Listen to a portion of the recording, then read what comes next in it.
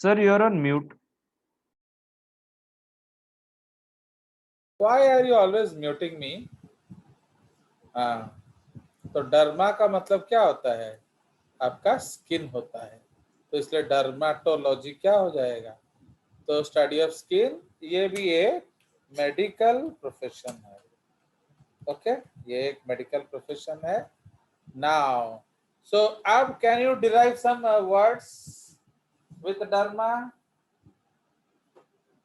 Tell me meaning hypodermic needle. बोलो। A needle which goes deep into your skin. हाँ, जो under the skin आपका injection को डाले, तो that is called hypodermic. Okay, उसी तरह से सपोज हम लोग बोले कि एपिडर्मिस, इसका मतलब क्या है? डर्मिस के Outside layer of the skin. हाँ, अबव डर्मिस। एपी मतलब अपॉन, डर्मिस मतलब स्किन। ओके, तो उसको हम एपिडर्मिस बोलेंगे। ओके, तो just like that. Epidermal derivative मतलब जो एपिडर्मिस से बना है। ओके, तो लाइक दैट। चलिए, उसके बाद आ जाइए डेस्मोलॉजी, या इसको सिंडेस्मोलॉजी भी बोल सकते हैं। सिंडेस्मोलॉजी जॉइंट हो जाता है, तो desmology is study of the anatomy of ligaments. Okay, तो इसलिए डेस्मा का मतलब है टू जॉइन। ओके, तो इसलिए लिगामेंट्स किसको किसको जॉइन करते हैं बताइए? Ligaments join Bone to bone. Bone to bone. Very good. ये भी एक बहुत इंपॉर्टेंट लॉजी है, जनरली यही सब एग्जाम्स में आता है, like dysteleology. This is the study of vestigial organs, है कि नहीं? तो इसके स्टडी को हम लोग डिस्टेलियोलॉजी बोलते हैं। क्लियर? चलिए, डैक्टाइलोग्राफी तो हम ऑलरेडी पढ़ चुके हैं। तो स्टडी ऑफ फिंगरप्रिंटिंग, क्योंकि डैक्टाइलस का मतलब क्या है हमने अभी देखा था, दैट डैक्टाइलस का मतलब होता है फिंगर, प्लस ग्राफीन का मतलब होता है टू ड्रॉ। ओके, तो इसीलिए अगर this is called the study of your fingerprints. Now अभी एक नया टर्म आया है, क्या है? जेनेटिक फिंगरप्रिंटिंग या DNA fingerprinting. Can you discuss the meaning of that? बताइए। Identifying someone's DNA from a sample. Identifying someone from his DNA sample. हाँ, तो हाउ? सर, क्लोज रिलेटिव्स का डीएनए सैंपल के साथ कंपेयर करके।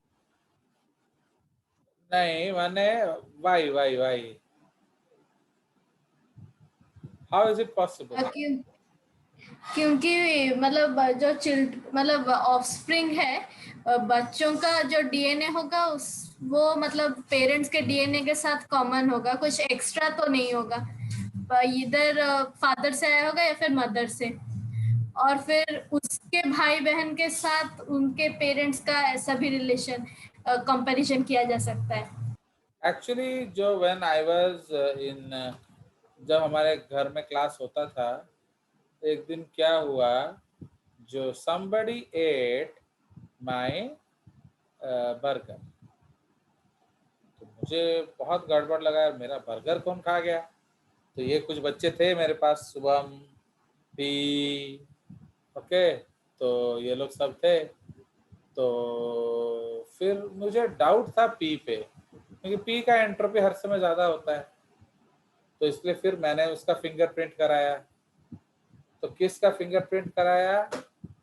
जो बचा हुआ टुकड़ा था ब्रेड का, उसमें मुझे उसका सलाइवा मिल गया, तो उसमें से मैंने उसका सैम्पलिंग किया, एंड जब मैच कराया वो बिल्कुल पी जैसा था।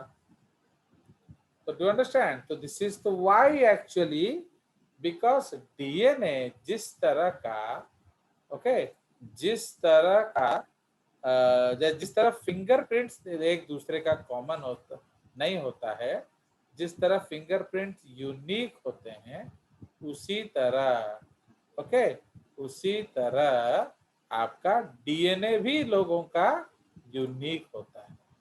Understood? So DNA is also unique. समझ में आया? So this is the concept. Okay, तो इसीलिए हम लोग उसको फिंगरप्रिंटिंग कहते हैं। Now can you tell me which finger is used for DNA fingerprinting? Thumb. Ring finger. माने कौन सा? माने राइट हैंड थंब किस सेक्स का, लेफ्ट हैंड किस सेक्स का? एक्चुअली मेरा फेवरेट वाइवा क्वेश्चन है। सर लेफ्ट फीमेल्स के लिए और राइट मेल के लिए। बताइए, माने विच finger is used in DNA fingerprinting? देख रहे हो? Actually, no finger is used. समझ रहे हो? तो हम फिंगर से क्या करेंगे? हमको तो कुछ सेल्स चाहिए ना, तो इसलिए हमें तुम्हारा फिंगर से कोई मतलब नहीं है। We need some cells. Do you understand? तो इसलिए ये एक्चुअली इसका आंसर है no finger. Clear? Now, इसीलिए आप then why do we call it fingerprinting? Because जिस तरह आपका फिंगरप्रिंट यूनिक है, उसी तरह आपका डीएनए भी यूनिक है। Understood? No two persons can have same DNA या no two persons can have same fingerprint. Okay, जो क्लोजेस्ट होगा वो क्या होगा? आपका homologous twin, homozygous twin sorry, तो वो क्लोजेस्ट होगा, बट उसमें भी थोड़ा वेरिएशन होगा in case of DNA as well as finger. Okay, but similarity maximum रहेगा। चलिए विल डिस्कस समटाइम्स। चलिए, तो साइटोलॉजी या dietetics is called what? Study of nutrition, because sitos या सिटोस का मतलब होता है फूड। ठीक है, ये एक बहुत बढ़िया टॉपिक है। देखो, this is called diploteratology. Okay, diplo मतलब क्या? टू। ओके, ये किस चीज से बना है? डिप्लस का मतलब होता है टू, प्लस टेराटो मतलब एबनॉर्मल डेवलपमेंट। ओके, सो डिप्लोटेराटोलॉजी, इसका मतलब क्या है कि ट्विन्स कॉन्जॉइंट पैदा हो गए, मतलब जुड़वा। भाई ऐसा तो कभी नहीं होता ना, जनरली हमारा कितना बच्चा होना चाहिए? एक। तो इसीलिए ट्विन्स का होना ये एक एबनॉर्मल साइंस है, ये एक नॉर्मल साइंस नहीं है। You understand? सो इसलिए twins is production of twins is an abnormal science. कोई शक?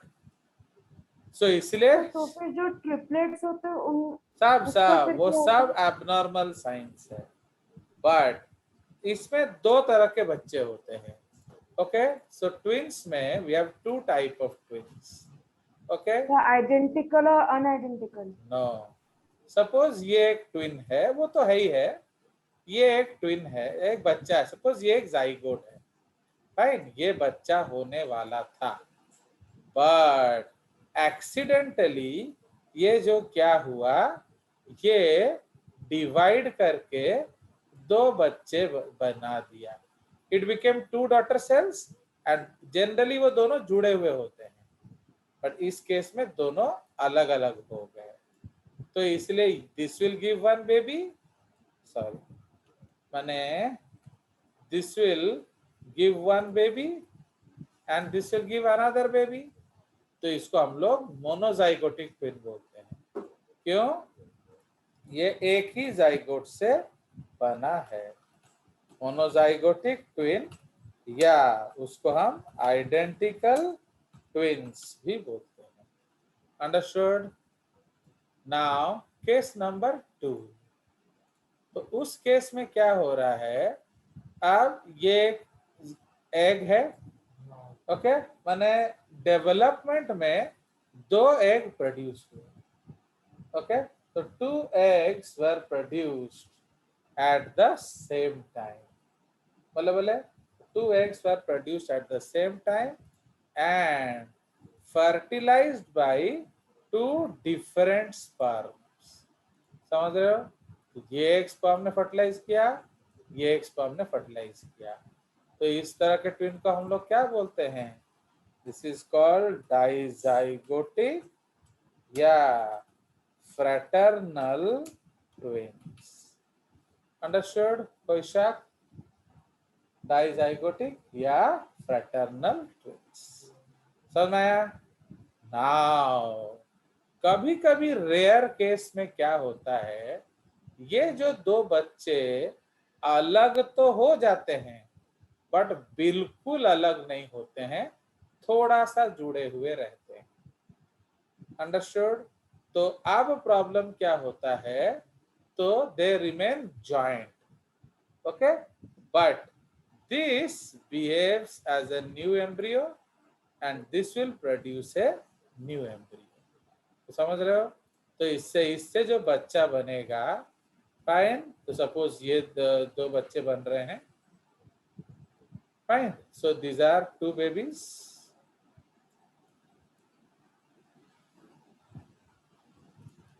फाइन, तो ये 2 बच्चे हैं, बट अब प्रॉब्लम क्या है, ये जो 2 बच्चे हैं ये आपस में जुड़े हुए हैं, means some other part will be joined, okay, so that is why they are called what, they are called conjoint twins, okay, वो head to head जुड़ा हो सकता है, वो leg to leg जुड़ा हो सकता है, वो side to side जुड़ा हो सकता है, वो front to front जुड़ा हो सकता है, वो बैक टू फ्रंट जुड़ा हो सकता है, वो फ्रंट टू बैक जुड़ा हो सकता है, कुछ भी हो सकता है, तो इस तरह के जो साइंस हैं इसको हम लोग एबनॉर्मल डेवलपमेंट बोलते हैं, कोई शक, वेरी अनफॉर्चुनेट, हाँ बोलो।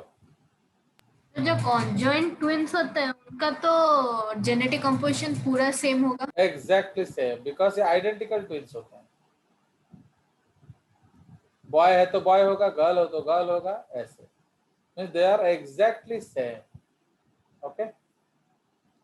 ना उसमें क्या होता है, सपोज आप लेग टू लेग जुड़े हो तो काट के अलग किया जा सकता है, हमारा एक स्टोरी है ना जो जोगा बढ़िया, है ना, यू रिमेम्बर और नॉट, उड़ीसा में भी एक जो एम्स गए थे Yes. सेपरेशन के लिए, Yes, sir. तो उसी तरह से जो हेड टू हेड जुड़ा है वो बहुत डेंजरस है, तो अगर वो बहुत लकी हैं तो सिर्फ स्कल स्कल जुड़ा होगा, उस केस में अलग कर दोगे तो दोनों जी जाएंगे, पर अगर ब्रेन दोनों शेयर कर रहे हैं फिर तो बहुत गड़बड़ है।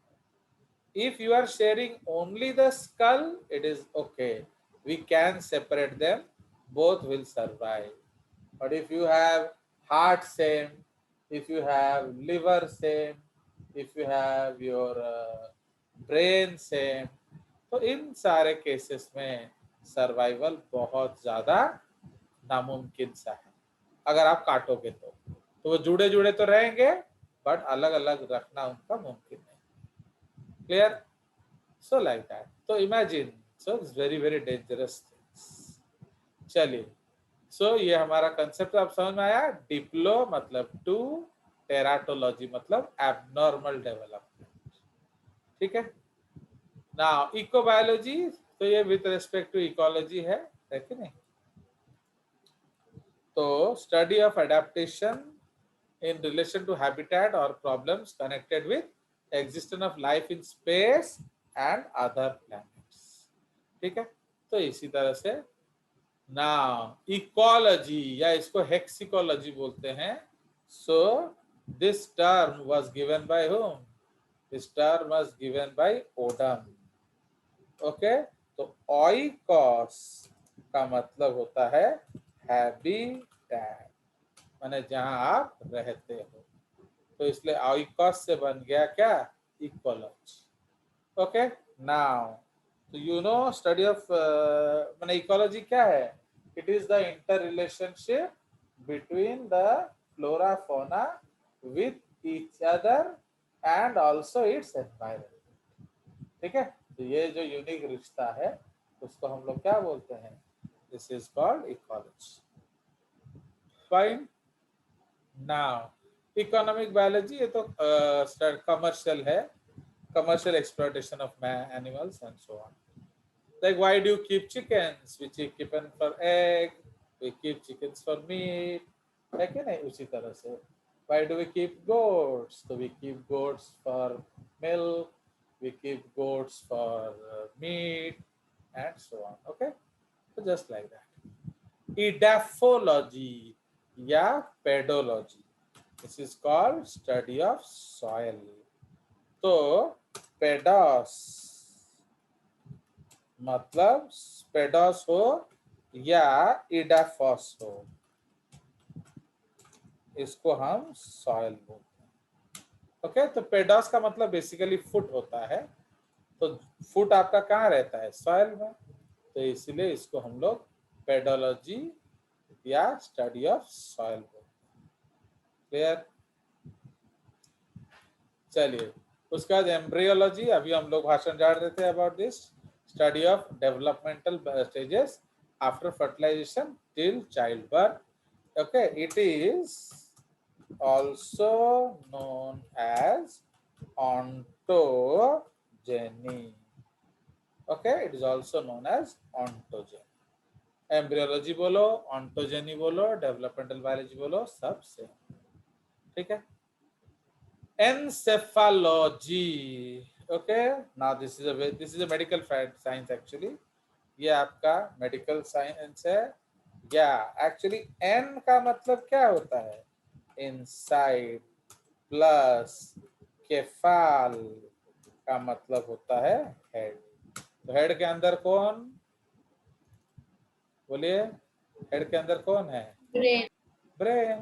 तो इसलिए एनसेफोलॉजी स्टडी ऑफ ब्रेन. हम लोगों ने पढ़ा था कि नहीं, प्रोजेंसेफेलॉन, मिजेंसेफेलॉन, मेटेंसेफेलॉन, टेलेंसेफेलॉन, याद है. तो that is Yes, how sir. This is encephalon. Okay, endocrinology is basically what, study of endocrine glands, मतलब व्हाट, डक्टलेस ग्लैंड्स. ओके, सुनिए, जो ग्लैंड खुद ब खुद, actually what happens, endocrine glands में क्या है, आपका जो है उनका अपना कोई डक्ट नहीं होता. So there is no duct of endocrine glands. इसीलिए they will be very close to the target organ. Okay, जहां चाहिए वहीं आसपास होगा, ना दूर होगा. आसपास. सोचो सोचो सोचो, मैं तो जानबूझ के बोला हूँ. सर डिपेंड्स, क्योंकि वो तो डायरेक्ट ब्लड स्ट्रीम में पोर करेंगे सिक्रीशन. या तो आसपास होने का जरूरत क्या है, it can be Yes. Anywhere. तो समझ रहे हो, तो actually endocrine glands can be anywhere independent of the target organ.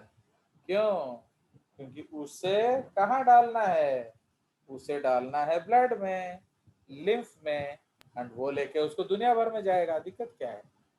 But जो एक्सोक्राइन ग्लैंड्स होते हैं वो वहीं होने चाहिए जहां उसका रिक्वायरमेंट है. कोई शक. ठीक है, चलिए, तो इसलिए ध्यान से पढ़ो. मेरा काम है तुम्हारे जिंदगी में गड्ढे खोदना ताकि आप उसमें गिरो. आप नहीं गिरे तो मैंने सिखा दिया. ठीक है. एंटोमॉस का मतलब होता है इंसेक्ट्स. ओके, इसलिए entomology is the study of insects. Enzymology तो एंजाइम है, इसमें कुछ टेंशन नहीं है. Epidemiology, study of epidemic disease. Ethnobotany, this is study of relationship between primitive humans and plants. Okay, क्यों, because ethnology is study of human races. Okay, तो ethnology is called study of human races. So how they dealt with plant? Ethnobotany. How they dealt with animals? Ethnozoology. Okay. Ethology is study of animal behavior. That is ethics. Okay. Ethics. इसको ये ethics से बन गया हमारा behavior. Okay. Now, अब suppose जैसे class में teacher हो तो आप चुपचाप बैठोगे ना, बंदर जैसे कूदना पड़ेगा? चुपचाप बैठेंगे। समझ रहे हो? जैसे अभी क्या होता है, suppose we go to school, generally जब जेजे सर के अलावा मैंने कोई और टीचर का क्लास होता है इन दी 9th और 10th क्लास, तो वो लोग एकदम बंदरामी करते रहते हैं. Okay, they keep dancing and monkeying around, but जैसे जेजे आता है सब चुप हो जाते हैं. Why? Because JJ will beat, है कि नहीं? तो जैसे ये जो पी एंड फ्रेंड्स हैं, वो लोग कितना परेशान करते थे. वो कौन सा टीचर है तुम्हारा जो English sir, class teacher? Laxmidhar sir. हाँ, उसका वार्ड लगा के रखते थे ये लोग, है कि नहीं बेचारे? तो इसीलिए समझे. चलिए, तो इसीलिए वो एथिक्स. पोर करके तो एथिक्स हमारे वार्ड हाँ, अब चुप रहे तू. तो एथिक्स का समझ में आया? तो एथिक्स से बन गया इथोलॉजी. तो जैसे एनिमल बिहेवियर है, जैसे एक बार रोहित शर्मा का इंटरव्यू आ रहा था. रोहित शर्मा, उसके साथ एक और कौन था, अजिंक्य रहाणे. तो Rohit, Ajinkya and this Ravindra Jadeja, they had been to Africa for a party with their family. तो वैसे जंगल में घूम रहे थे, तो उनको बोला जंगल सफारी है, तो उनको लगा अरे इंडिया जैसे सफारी होता है. वो बस के बाहर वो 2-4 लाइन दिखा देंगे, बोले कि देखो लाइन. तो वो जब वहां गए, उनको खुले घुमा दिया. Okay, they were literally walking in the jungle and suddenly they came across a lion who was eating on an immediate kill. समझ रहे हो ना? तो वहां एथिक्स क्या कहता है कि आप बंदर जैसे कूदो या चुपचाप वहां से सरक लो. चुपचाप सरक चुपचाप सरक लो. But what this Ravindra Jadeja did, वो जोर जैसे वो जब बैट नहीं हिलाता रहता है, जब वो कुछ खेलता है 50-50 मार देता है, तो वहां जाके भी हल्ला करने लगा, होए होए होए होए ऐसे करके. तो जैसे वो होए होए किया, अब शेर इनको दौड़ाया. तो लकीली वो जो you know that African safari और नॉट, जिसमें जो खुला जीप में घूमते हैं, अरे बाप रे, उसका जो ड्राइवर भगाया इतना जोर से एंड नैरोली दे एस्केप्ड. वो फिर लायन पीछे भाग गया ना, क्योंकि उसका किल कोई और ले लेगा, क्योंकि अफ्रीका में हाइनास वाइनास सब होते हैं. अदरवाइज तो बेटा इन लोग का खड़ा कर दिया था वो. समझे कि नहीं? तो इसलिए ये सब एथिक्स है, बिहेवियर है. जैसे पेट डॉग है आपका, भले ही वो आपका पेट डॉग है, पर खाते समय में आप उसके खाने में उंगली करोगे तो क्या करेगा? वो चबा देगा, है कि नहीं? So just like that. तो you should know how to approach a dog. Suppose जैसे कुत्ता का है ना, बहुत लोग सीधे मुंडी में हाथ लगा देते हैं, अरे वो काट देगा नहीं. तो इसलिए सोच के उसका हाथ लगाओ ताकि ही फील्स कंफर्टेबल. बिकॉज तुम जैसे अब पी है, अब पी बड़ा है ना, मैक्स बड़ा है, तो इसीलिए ऑब्वियसली मैक्स पी से डरेगा. तो इसीलिए अब तुम अगर हाथ उसके तरफ लाओगे तो उससे क्या लगेगा, ये मेरे को मारेगा, तो वो अच्छे से काट देगा. That is why these are things which you should learn. Okay, so that is called ethics. तो एनिमल का अपना बिहेवियर होता है. आप देख रहे हो कि एक हनी बी के पीछे बहुत सारे हनी बी भाग रहे हैं, तो वो क्या चल रहा है उनका? प्रेम प्रसंग, है कि नहीं? It is their mating season. तो जब क्वीन हॉट हो जाती है, उसके पीछे पीछे ड्रोन्स भागते हैं. अंडरस्टैंड? तो ये सब आपको पता चलना चाहिए एंड सो ऑन. चलिए, ओके. एटियोलॉजी ये हम लोग शायद एक बार पढ़ चुके हैं, वो एई के साथ होगा. This is the study of life cycle of pathogens in hosts. मतलब एक्चुअली पैथोजन का पूरा लाइफ साइकिल एटियोलॉजी में हम देखते हैं. ये देखो, ये बहुत इंपॉर्टेंट टर्म है, तो कभी ना कभी आपके जिंदगी में भी आएगा. That is called euthanasia. Okay. Now, what is euthanasia? तो यू का मतलब होता है गुड प्लस थैनाटोस का मतलब होता है okay so this is called good death can you justify बहुत अगर जिएगा तो बहुत तड़पेगा, तो जीने से बेहतर है मर तो जाए। फॉर एग्जांपल जैसे डॉग्स जो हैं, डॉग्स अगर रेबिड हो जाते हैं तो क्या होता है, generally there is no cure, तो they will live very painfully, तो in that case they are given injection, okay poison injection, and वो आराम से मर जाते हैं। उसी तरह सपोज डॉग का एक्सीडेंट हो गया, ओल्ड एज हो गया है एंड एक्सीडेंट हो गया, तो वो जी नहीं सकता, तो इसलिए उसको पॉइजन दे दिया जाएगा and so on, that is called mercy killing. Even in humans ऐसा स्टेज आता है कि सपोज एक पेशेंट है जो क्योर हो नहीं रहा बट लाखों पैसा लग रहा है उसके क्योर में, उसके जो घर बार बिक गया है, okay but it is not, he is not getting any relief and his family is also dying, okay and doctors can not assure anything, तो इससे अच्छा है कि उसे मौत दे दो।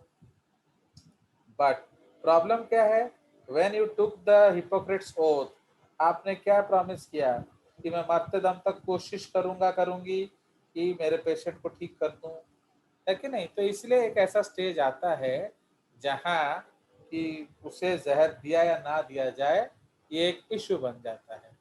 That is why may so lakhs and lakhs of cases are pending in this country as well as the whole world, where people are asking for poison but we are unable to give because that is against the ethics of what, that is against the ethics of our profession। तो इसीलिए तो अगर आप दे देते हो तो that is called mercy killing या यूथैनेसिया। Even horse का टांग वांग टूट गया तो जनरली जुड़ता नहीं है, और जुड़ने के बाद भी इतना भारी horse, how will it walk on a broken leg, so that is why they are given poison. ठीक है, understand?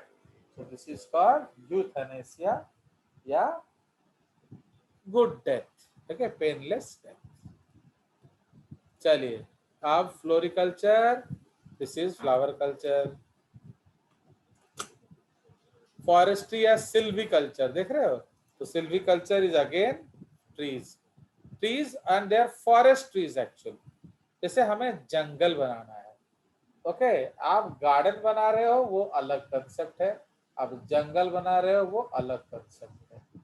Suppose we need to create a jungle very fast, तो हम कौन सा ट्रीज लगाएंगे, मैंगो फैंगो ना फास्ट ग्रोइंग ट्रीज, बताइए। फास्ट ग्रोइंग आप देखोगे हमारे जो रोड साइड में जो ट्रीज लगाते हैं, तो what type of trees you require, mango, पपीता, पटका, पणस एटसेट्रा ना fast growing trees, Fast growing. Right? Because अगर वहाँ आम पणस लगाओगे एक तो बहुत टाइम लगेगा, एंड दूसरा जब हो जाएगा तो लोग वहां पत्थर वत्थर मारेंगे एंड रोड जाम करेंगे एंड वो पत्थर किसी को लग भी जाएगा। Understood? So that is why what people prefer to put what low माने जो फास्ट ग्रोइंग ट्रीज, क्यों? ताकि छाया हो जाए एंड माने एटलीस्ट माने you people will get shade in the footpath. और क्या, इसलिए आप देखोगे फास्ट ग्रोइंग है बट उसका प्रॉब्लम क्या है, उसका रूट बहुत सुपरफिशियल होता है, एंड इसीलिए साइक्लोन वाइक्लोन होने से क्या होता है, वो सब झड़ जाते हैं।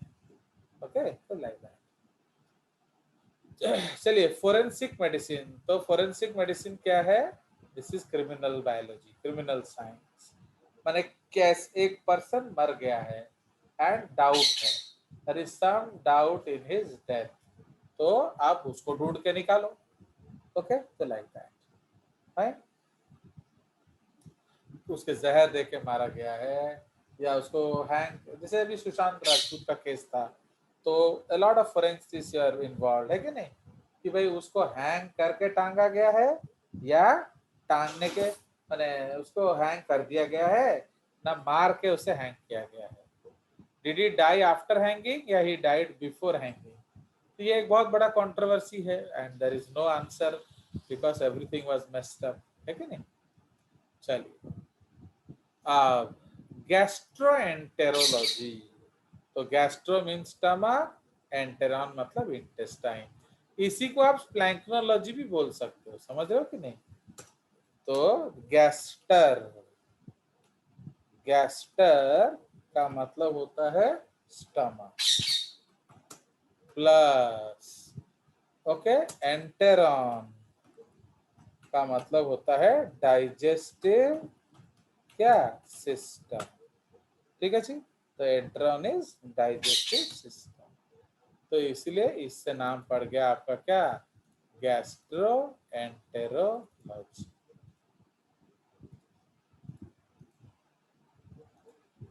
इफ यू रिमेम्बर, सपोज जो डॉक्टर हैं, जो डाइजेस्टिव सिस्टम के डॉक्टर हैं, दे बेसिकली गैस्ट्रोएंटेरोलॉजिस्ट, है कि नहीं? एंड ये एक मेडिकल प्रोफेशन है, ये आप जानेंगे, ये एक मेडिकल प्रोफेशन, ठीक है? नाउ जेनियोलॉजी, ओके, तो this is the study of pedigree of a person. Pedigree का मतलब क्या है? इनहेरिटेंस, ओके, या रिलेशनशिप, या रिलेशनशिप, फाइन। मतलब आपका माने who is your father, who is your father's father, who is your father's father's father, and so on. So that is called genealogy. Okay, like for example we have dogs, तो हमारे हर dog का pedigree है, means I know उसका बाप कौन है, उसकी mummy कौन है, उसके मम्मी के पेरेंट्स कौन है। माने जो आप कैनल क्लब ऑफ इंडिया में रजिस्टर करते हो तो आपको 4 जनरेशंस ऑफ पेडिग्री मिलता है, तो उससे क्या हो सकता है, क्रॉसिंग में आप केयरफुल हो सकते हो। For example, I have a dog and Subham has a bitch, and we want that we should cross them. दोनों अच्छे हैं, we wanted to cross. But हमने देखा कि जो मेरे डॉग की मम्मी है वो शुभम के डॉग की मौसी, इसका मतलब वो बहुत क्लोज रिलेटिव्स हैं, तो इतने क्लोज रिलेटिव्स में अगर हम शादी कराएंगे तो जेनेटिकल प्रॉब्लम आ सकता है, तो इसलिए we will avoid the crossing, है कि नहीं?